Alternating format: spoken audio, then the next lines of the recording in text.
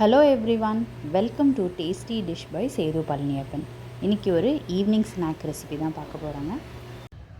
இந்த ரெசிபி செய்கிறதுக்கு 1/4 கப்பு பாசிப்பருப்பை ஒரு பவுலில் சேர்த்துக்கிறேங்க. எடுத்துருக்கிற பாசிப்பருப்பை 2 தடவை கழுவிட்டு 1 மணி நேரத்துக்கு ஊற வச்சு எடுத்துக்கலாங்க.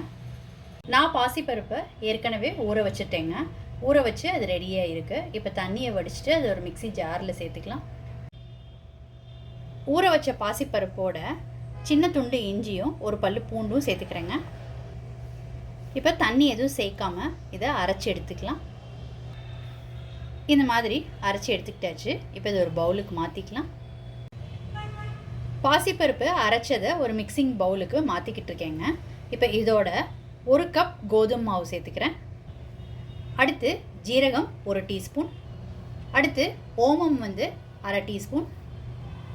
அடுத்து எள்ளு 1/2 டீஸ்பூன். 1/4 டீஸ்பூன் மஞ்சள் தூள். Chilli powder 1 teaspoon. Chaat masala 3/4 teaspoon. Kasuri methi leaves 1 teaspoon. Baking soda 1/4 teaspoon. இந்த டிஷ்ஷுக்கு தேவையான உப்பு. அடுத்து 1 டேபிள் ஸ்பூன் ரவை. இதில் நெய் கொஞ்சம் சேர்த்துக்கிறேன். இப்போ இது எல்லாத்தையும் ஒன்று சேர்த்து நல்லா மிக்ஸ் பண்ணிக்கலாங்க. இந்த மாதிரி மிக்ஸ் பண்ணி எடுத்துக்கிட்ட பிறகு கொஞ்சமாக தண்ணி சேர்த்துக்கிட்டு சப்பாத்தி மாவு பதத்துக்கு பிணைஞ்சு எடுத்துக்கலாங்க.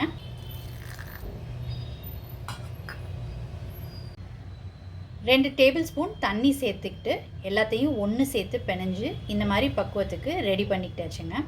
இப்போ இது சப்பாத்தி மாவு பக்குவத்துக்கு இருக்குது. இப்போ இதை சின்ன சின்ன பகுதிகளை பிரித்து எடுத்து இதை திரட்டிக்கலாம்.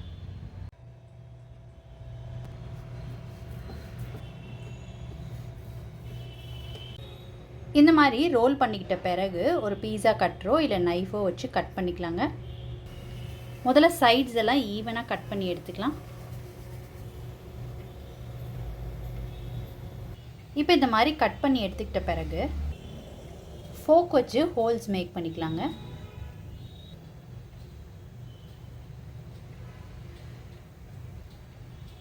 கட் பண்ணி எடுத்துக்கிட்டேங்க ஈவனாக வர்றதுக்காக.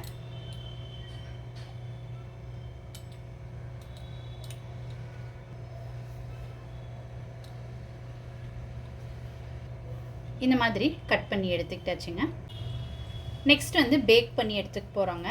அதுக்கு ஒரு ட்ரேயில் பட்டர் பேப்பர் போட்டு அதில் எண்ணெய் தடவிட்டு தேய்ச்சி கட் பண்ணதை இதில் ப்ளேஸ் பண்ணியிருக்கிறேங்க. இதை பேக் பண்ணி எடுத்துக்கலாம். இப்போ குக்கரில் தான் பேக் பண்ண போகிறேங்க. அதுக்கு குக்கரில் கீழே உப்பு போட்டிருக்கிறேன். உப்பு போட்டு ஒரு ட்ரே ப்ளேஸ் பண்ணியிருக்கிறேங்க. இந்த குக்கரை நான் ஆல்ரெடி ப்ரீ ஹீட் பண்ணி வச்சுருக்கிறேங்க 10 மினிட்ஸ்க்கு. இப்போ இந்த ட்ரேயை உள்ளே வச்சுக்கலாம். இப்போ பேக் பண்ணி எடுத்துக்கலாங்க. ஒரு சைட் 10 மினிட்ஸ் பேக் பண்ணிவிட்டு அதை திருப்பி விட்டு 5 to 7 மினிட்ஸ் பேக் பண்ணி எடுத்துக்கோங்க.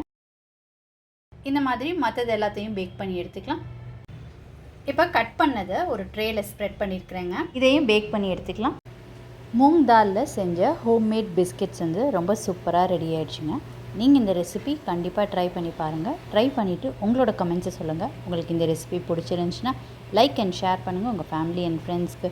Tasty dish by Sethu Palaniappan சேனலை சப்ஸ்கிரைப் பண்ணுங்கள். நோட்டிஃபிகேஷன் பெல்லை கிளிக் பண்ணுங்கள் ஃபார் மோர் வீடியோஸ். தேங்க்யூ.